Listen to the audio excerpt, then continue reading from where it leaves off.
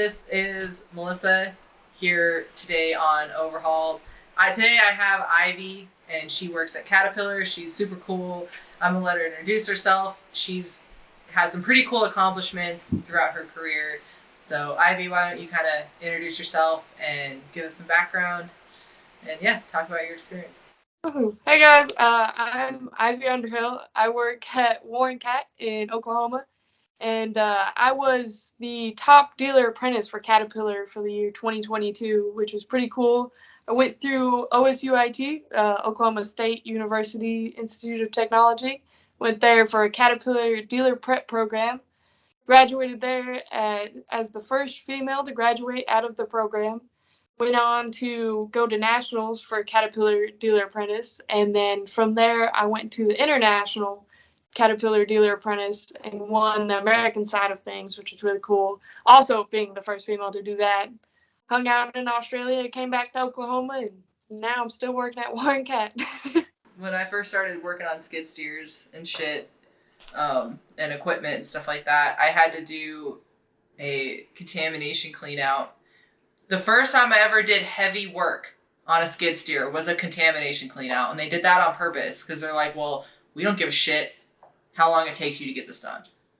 You know, this is a great learning experience for you because you literally have to take out and replace and or clean every single hydraulic component in the skid steer. So the E-Series skid steers for John Deere had a huge problem. Sorry, I'm not trying to not look at you. It's just the camera that I'm recording on is over here.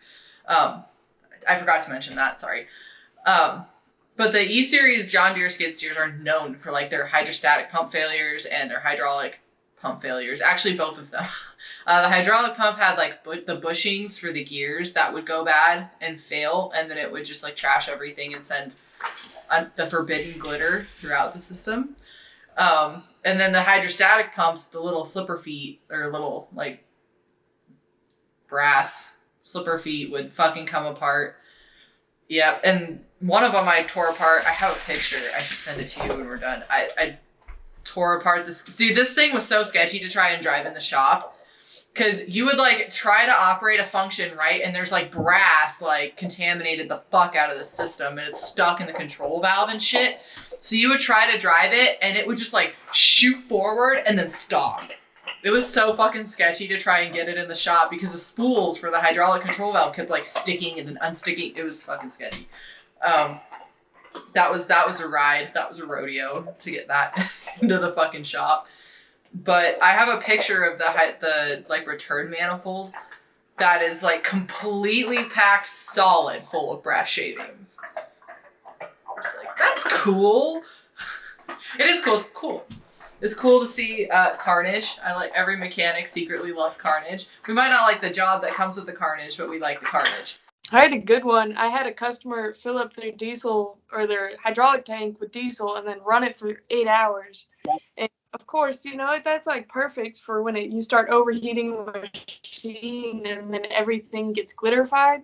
I had, I think, one valve that wasn't completely packed and seized together. I had 4 cylinders that needed to just be thrown out because everything overheated and got stuck together. I was like, great, nice. That's always fun. I've had customers put gasoline in diesel tanks, and I had this one skid steer that it's always the skid steers, right? I'm not gonna say that, but it's majority of the time it's the fucking skid steers. I had one that they put diesel fuel in the skid steer tank, in the fuel tank, right? Like normal, like it's supposed to be. But whoever mixed their fuel for the wintertime fucked it up royally because there was it wouldn't run. It wouldn't run right. So whatever fucking, I pulled the fucking cap off the fuel tank. So this was actually one of the new G-Series skid steers. I pulled the cap off of the fuel tank, and it was just it smelled nasty. It smelled nasty. And I'm like, what the fuck? What the fuck? And at first I'm like, maybe this could be algae in there, right? Because algae can grow in there sometimes if you don't have the right shit going on, too much water. Maybe it's algae, maybe it's I was fully expecting to pull the plug out of that tank and have it be black. with algae. I was fully expecting that. And the customer's like, well, I don't think it's algae. There's no way. Like I just filled it up and I just filled it up the other day. And, you know, this guy is like, I've been buying fuel from him forever. I'm like, well, something's fucking wrong because I tried to change your fuel filter and it's like kind of sticky and nasty in your fuel filter. Like something's wrong. And so I drained that tank out and it just smelled horrendous. And it turns out that we sent a fuel sample in and it turns out that whoever mixed that for the winterized mixed way too much of whatever the fuck anti-gel shit that you're supposed to put in the fuel. And it was just fucking disgusting. So I changed the fuel in the fuel tank and I changed the fuel filters and it ran beautifully. That poor dude spent like $5,000 of like the field tech was out there trying to diagnose it, and then I had to diagnose it, and all the like fuel tests and shit we were trying to run, trying to figure out why the fuck brand new fuel is causing an issue. It's like, dude, you should probably change who you're buying fuel from, because that shit, like, I would go and drain. He had to go and drain all of the fuel tanks of all of his other machines and replace the fuel. Yeah. No, we had a good one. Have you guys messed with the like DEF in the hydraulic system? That's a good one. I've had 3 skid steers come in at the same exact time because 3 dumb operators, because it's always the operators that mix stuff up and you're like, great. But it comes out and it's like a goo almost, and you gotta like pig every line and get all the shit out of them, and it's like, you don't even try to replace the repair whatever the hydraulic tank and hydraulic system. It's just replacing. Like they're gonna be all gummed up and shitty. It's like, man. Ass. Yeah. I've done my fair share of contamination cleanouts, but it's never been because of DEF in the hydraulic tank. I didn't know that it would like gel up like that. Yeah, it's almost like seeing like water in your engine oil. Like it turns to like that milky color, but it's almost like a goop. It's like grease consistency. It's like, great, nice. And of course, it's terrible to get on you because DEF on you in general is just crap. So. Yeah. Yep. What was that on? That was a skid steer? Yeah, I've had 2 of them on a skid steer and 1 on an excavator, and I will never it was a 305, which is our smaller excavators.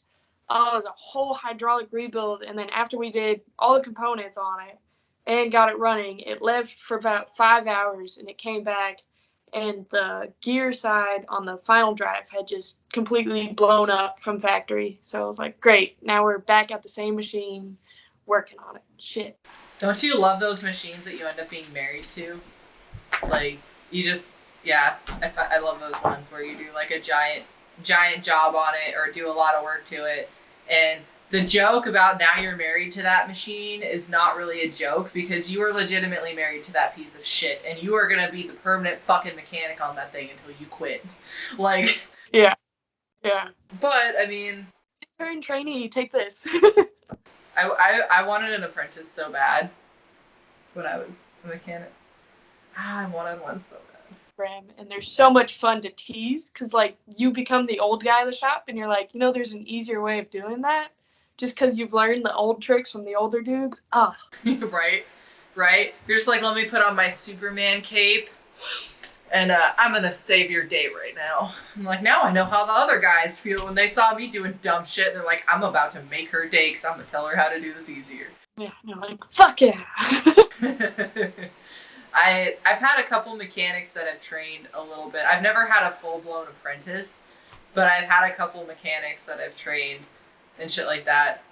It's fun. I like it. I begged my boss for like years, like, can I please have an apprentice, please? I want a little bitch. I was someone's bitch. I mean, I was never an apprentice. I started as a level 1. But, like, in theory, I was kind of even though I was level 1, I was kind of like someone's bitch for like 6 months at least, right? Before they started trusting me with my own shit. I'm like, man, like, I did my time as someone's bitch. I want a bitch. I want a bitch. Can I please have one? Please, I'll be nice to it, and I'll feed it, and I'll take care of it, and I'll teach it things, please.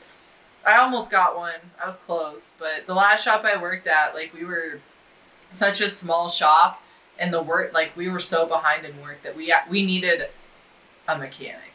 Like, we needed a field mechanic and someone that knew what the fuck they were doing. I was the only shop mechanic in that shop. I was the only full-time shop mechanic. So the rest were field. There were like 2 field mechanics. And then when our boss quit, I had to try to be the only shop mechanic and run the shop at the same time. Which I quickly learned that if you are running a shop, even if you are a working foreman, it is a very bad idea to give yourself big jobs and think you're going to be able to finish it when you're also trying to run the shop, because that's not going to happen. And over the place, yeah.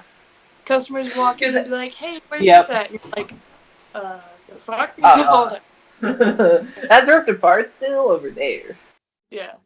I think we're waiting on parts, but like, give me a minute. Holy shit, parts nowadays are so freaking annoying. Like, so we're a bigger dealership, so we have like our parts department and stuff. And Caterpillar has their whole problems with shipping. But man, does it suck when you're like, customer like walks in like every day of the week being like, when's this gonna get done? When's it gonna get done? I'm like, well, It's like, bro, I don't even have all your parts, homie.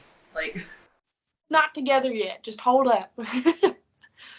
I remember we had one skid steer. I like to call it the burn victim because it was a skid steer that had a mulcher on it and like all the kits for hydraulic coolers and stuff, and he would run it into the dirt and throw mulch all in it. Air filters weren't getting cleaned out, and it ended up catching on fire right behind the engine, right next to DPF. It tried, you can see in the computer logs, tried to regen, and it was like, nope, this ain't happening, and just caught on fire and like burned half the ground.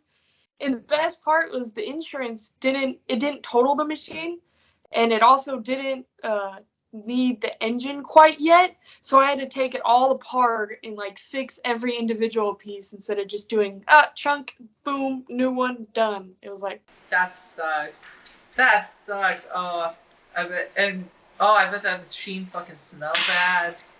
Oh, I've seen a tractor that lit on fire before, and that was, thank God, not my job. So those suck. I have had dozers, big old. Oh man, we had a D10, which is our second largest dozer. It was huge, and they never cleaned out the belly pans because they never do. Oh, yep, yeah. No one fucking does that. Yeah. Yeah. Fucking caught on fire, melted the glass, and I had to go in and take off all the belly pans and shit. And it was like dust of glass and shit getting in your pores and shit. I'm like, great. Just bathe in it. Yep. There's like literally 500 pounds of fucking hard ass, packed ass dirt and mud on all those panels. Like, I've always had to use like a transmission jack is what I've always used to take off some of those belly pans, because you can't just like cheat it and like take one side off, right, and kind of drop it, and then take the other side off and drop it, because there's like fucking 8,000 pounds of dirt on it. Or you never know, right? You could pull it off and it could be surprisingly clean, or you could pull it off and then you gotta fucking dig with a chisel to get to the fucking hydrostatic motors and shit. It's like drive motors. Yeah. Dozers were not my favorite machines to work on. I enjoyed doing like work on the blades and like pins and bushings and shit for the blades, or like I did a dozer that I got to put like an articulation blade on and shit like that for like snow plowing and shit. Or I actually have no idea what it was for, but we got to put this cool fucking like different blade on it, and that was cool. But everything else on those things, fuck that. I don't want to. Nah, I'm good. I'll stick with excavators. Are my favorite. I'll stick with excavators and loaders and cranes and shit like that. I'm good. Graders aren't bad. I don't mind graders. What about loaders? Loaders, those aren't bad. I'd rather work on a grader though. Yeah, I had when I went to Australia for the competition, they had a really good problem troubleshooting part, because half of the competition is troubleshooting, and so it was a motor grader that had fucking great. But it was a motor grader. I think it was a 140, so it's a relatively bigger motor grader, and it was one of the valves for the steering, and it was adjusted too tight so it wouldn't steer very well, but the blade and everything moved. And it took me like 20 minutes, and halfway through, instead of starting to turn, I read somewhere it was hooked up to the blade. And so I was like, oh, well, the blade should move quicker too. And like, I completely got sidetracked. Ended up coming back and figuring it out. But I was like, holy fuck, I don't want these. I don't want them. No thank you. I love the complexity of graders, but yeah, they can be. There's so much going on. There's two fucking. I don't know about cat because I work on deer, but there's two fucking control valves on a deer. So so trying to figure out like what moves what and how things like go together when you're like under. I did the motor grader capstone training for John Deere, and to be capstone certified on graders, you have to do a written test, and then you have to do a hands-on diagnostic test. And there's 4 questions, or there's four issues on 4 different machines on these tests, and if you miss more than one, it doesn't matter what you do on your written test, you will fail the capstone training on the hands-on. So that class I actually got a 98% in. I actually did really good, which was mainly because I was really, really new to the industry, and I just I wanted to learn everything I possibly could. So I paid attention. I've got like a notebook this thick of notes from that class. But I'm a note taker. I will write down every fucking thing that the instructor says, just so I know. And I tried really hard. I was trying really hard. But that they had the same thing of trying to figure out shit. But that training class was actually not bad because you could actually verify everything. A couple of issues were the calibrations. Dude, the calibrations for that shit can fuck up so much stuff if it's not right. It can completely fucking fuck up everything. One of them was a calibrations issue. I'm trying to remember. This was literally 7 years ago. But the hardest capstone that I did was excavator. And it was a lot like what you were just saying. They fucked with the valves and shit. And it was not something that you could verify. It is not something that you could just go in and, turn the differential pressure up and then it's fixed, right? And you can verify that you fixed it or verify that it's a fuse or whatever. You couldn't do that. It was you had to look at the fucking schematic for the excavator and look, okay, if this particular valve in the pilot control valve is, let's say, not there, what would that cause to happen down the line? Because excavators, they have one control valve, right? I don't know if CAT is the same way. One control valve, half the functions on one side, half the functions on the other. And the 2 hydraulic pumps, sometimes 3, sometimes they have a third. But for the most part, the 2 hydraulic pumps each run one side of that control valve. So trying to figure out, if you have an issue with the pilot manifold, or you have an issue with one of the pumps, it's going to fuck up a bunch of other shit. It's not just going to be one function that doesn't work. It's going to be this function is too slow, and then this function does weird shit, but these functions are fine. That was hard. I think I got an 88 in that class, and that was the worst grade that I ever got on capstones, because that physical test was hard. I had a control valve with a solenoid on it, and it was funky because half of the valves on one side was fine, and the other half was because you have an extend and retract on everything, and that's how the Caterpillar valves are laid out. So the extend would work half the time, and the retract would end up pushing the extend, and it was all fucked up. Yep. It was because somebody assembled it wrong at factory, and the spools were swapped. And I was like, what the fuck? This is ridiculous. Yep. Isn't it amazing how just one simple little thing on a fucking excavator can cause all kinds of really random weird shit? Yeah. The anti-drift. I hate the fucking anti-drift shit. That to me is really hard concept to grasp. At the time when I took the capstone, it sort of made sense, but the whole anti-cavitation and anti-drift shit on excavators is different than some other machines. And it's really fucking confusing. So trying to trace the right trying to trace on these hydraulic schematics, I literally had a schematic that was printed out and laminated. And then I'd sit there with a fucking color marker and trace. Okay, the oil goes here, here, here, here, and trace out the whole system. Okay, that's how it's supposed to work. And then I would go, okay, this isn't working. So then I would just go back through the system to each little teeny tiny little stupid fucking valve that they have in there and see like, okay, if this is not working, what other functions are affected by that? Or if this is stuck open or stuck closed, what other functions? It was such a pain in the ass. But it was a really good learning experience. I learned a lot. That was probably one of my favorite capstones. How does Caterpillar do their how does Caterpillar have certifications? Yeah, so I have a lot. Through the program I go through, you get a whole bunch of certifications. But at the school, when we had classes, it would be like you do your book work and everything and figure out how everything worked.